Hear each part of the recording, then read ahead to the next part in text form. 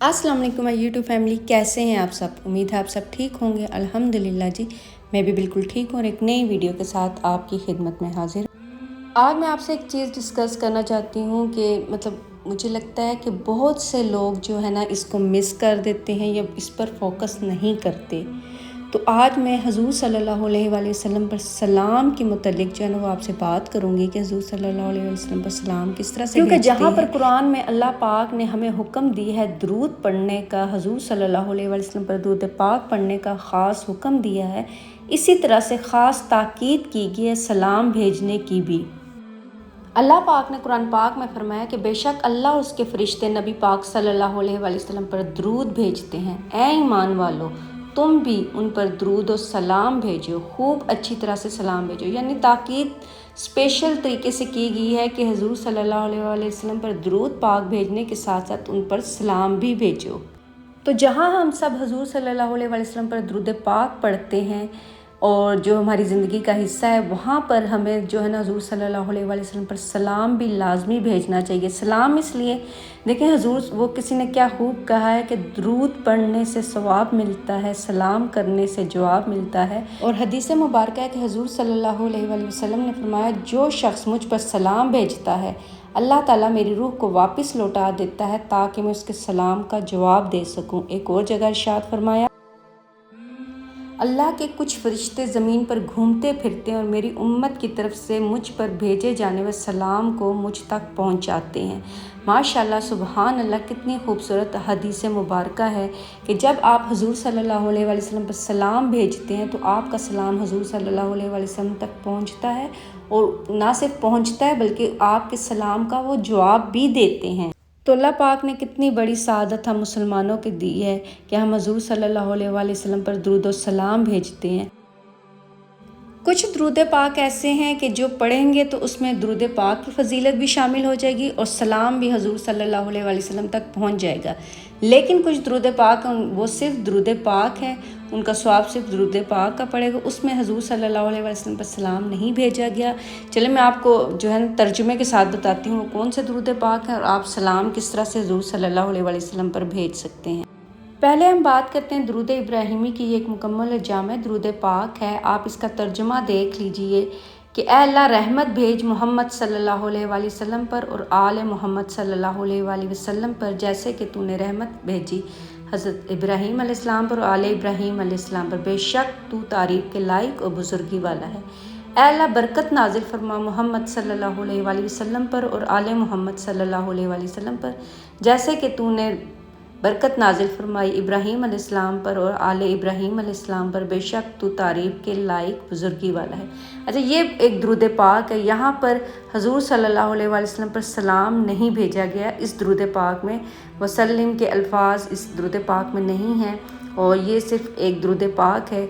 और अगर हम सलाम भेजना चाहते हैं हुजूर सल्लल्लाहु अलैहि वसल्लम पर तो वो फिर हमें अलग से हुजूर सल्लल्लाहु अलैहि वसल्लम पर सलाम यहाँ पर हुजूर सल्लल्लाहु अलैहि वसल्लम पर सलाम भेजने की कुछ जो है ना वो मैं हदीस मुबारक भी साथ जो है ना ऐड कर दूँगी, वो भी आप देख लीजिएगा। एक तो ये नमाज में जो पढ़ते हैं अस्सलामु अलैका अय्युहन नबिय्यु व रहमतुल्लाहि व बरकातुहू, तर्जुमा आप देख लीजिए, आप पर सलाम हो ए नबी, और अल्लाह की रहमत और उसकी बरकतें आप सल्लल्लाहु अलैहि वसल्लम पर नाजिल हों।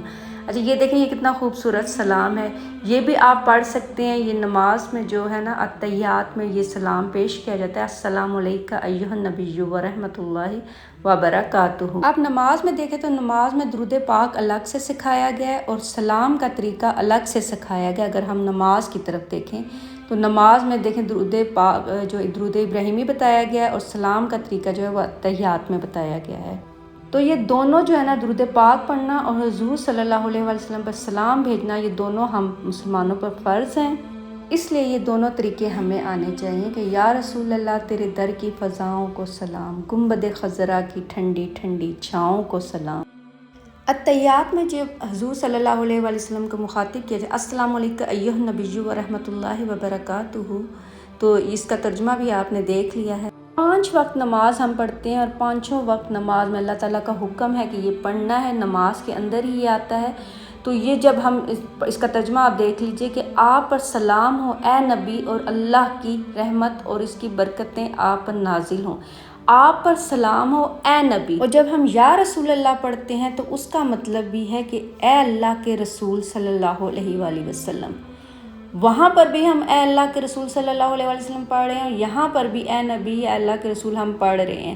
تو یہاں پر پھر منافقت کیوں کی جاتی ہے مجھے سمجھ نہیں آتی، جب صبح شام دوپہر رات 5 وقت ہم جب حضور صلی اللہ علیہ وآلہ وسلم کو مخاطب کر رہے ہیں، تو جب الگ سے کہا جاتا ہے کہ یا رسول اللہ صلی اللہ علیہ وآلہ وسلم تیری در کی فضاؤں کو سلام، گنبد خضرا کی ٹھنڈی ٹھنڈی چھاؤں کو سلام، تو بہت سے لوگوں کے پیٹ میں درد شروع ہو جاتا ہے۔ یہ منافقت نہ کریں، کم از کم میں کہتی ہوں اللہ اور اس کے رسول صلی اللہ علیہ وآلہ وسلم کے ساتھ یہ منافقت نہ کریں کہ اگلے جہان بھی جانا ہے، وہاں بھی جواب دینا ہے۔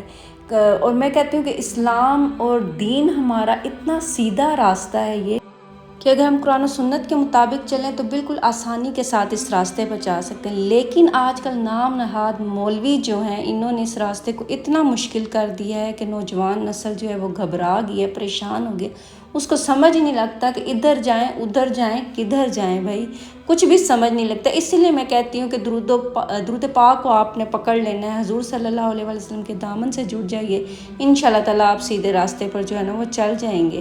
اس کے علاوہ ایک درود پاک یہ ہے صلی اللہ علیہ وسلم، یہ بھی درود پاک ہے، اس میں درود پاک بھی ہے۔ آپ ترجمہ دی اللہ تعالیٰ ان نبی صلی اللہ علیہ وسلم پر رحمت نازل فرما اور سلام بھیجے، یہ درود پاک بھی ہے، اس میں سلام بھی آتا ہے۔